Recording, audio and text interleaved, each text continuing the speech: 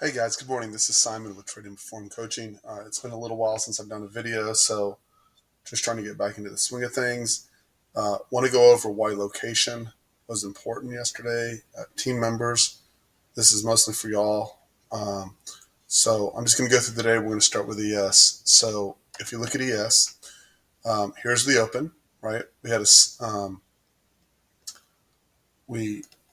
a slight push down, right? So these orange lines are prior day's lows, right? So this was Friday's low, and these are prior day's lows that have been untested. So anytime we start off below a prior day's low, there's two questions you have to balance out. The first one is, if we consolidate underneath that prior day's low, quite often that'll end up with a trend day down, right? But you also have to balance that with, are there other prior day's lows within there that are being tested, particularly ones that are more than 24 hours old, and that's what these orange lines denote. And then there was an anomaly just underneath these two orange lines that uh, got responsive buying right there, right? So the way you have to think about it is they pushed down into the anomaly that was support. That also coincided with getting underneath a prior day's low. So once you're at a prior day's low, you're then going back. I'm not going to make this overly complicated. I'll handle it in the room. But you're then going back and looking for the algo setups that would tell you to be long out of that location for the push back up. Now, if you got long down here, what's your target? That's the other part you have to consider. So let's erase all the lines. And if you got long in here, right, just in this general area based on an algo setup or location, right? We don't trade location purely on location, but for whatever reason in the world, you're long at that area. What are your targets? So you have a couple of immediate targets up. The first one's going to be the high of the opening print, which would be right about here. That's your first target up. Your next natural target would be the single prints and Friday's low, followed by prior day's volume point of control, which was 38.97, right? After 38.97, this is odd because usually the prior day's volume point of control is inside value area. This one was outside of value area. So then we break in. I had a resistance point at 39.22 and a quarter. You can see we got to that 39.22 and we started circulating. The other thing that was important about this, like, you got to realize when we move from 38.40 to 39.20, that's an 80-point move in ES. The market's going to get pretty exhausted, right?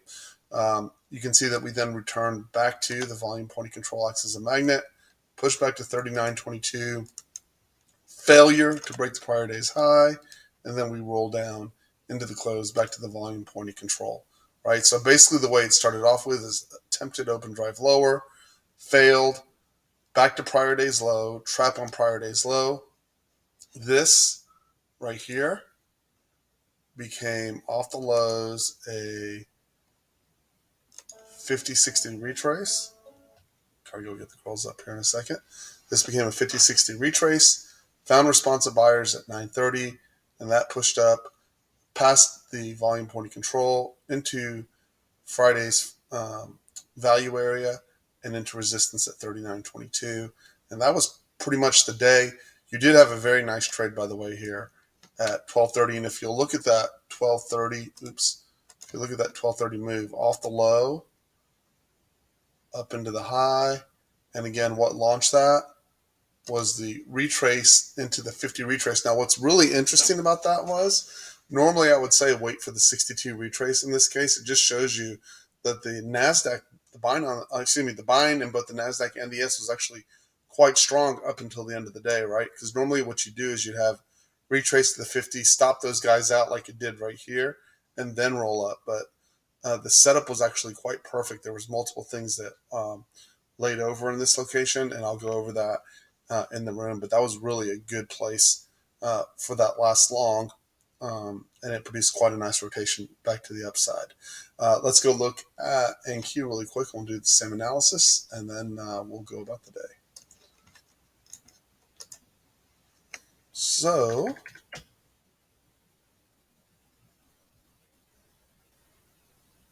here, I'll erase this. Okay, so here's the same open in the US session on NQ. Let's erase all lines to make sure I haven't added anything. There we go.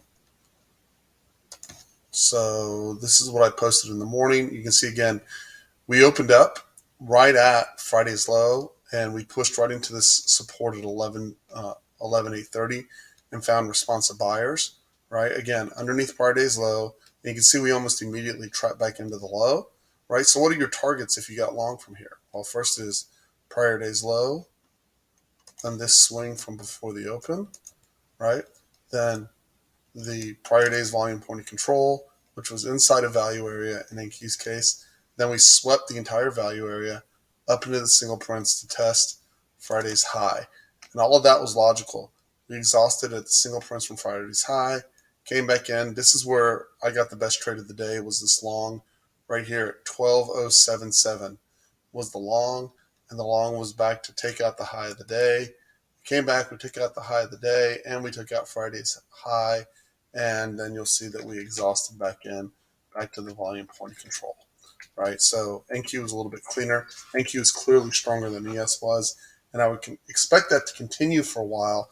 What I would look for is on sell pressure that you'll get in ES from the banking stocks being weak, setting up great long location for NQ is what I would anticipate. Anyways, my name is Simon. I want to get back into doing these trade reviews. Worked really hard at building a strong team in the room, and that takes focus and time and dedication. And so you can't do everything for everyone. And so the videos kind of got dropped.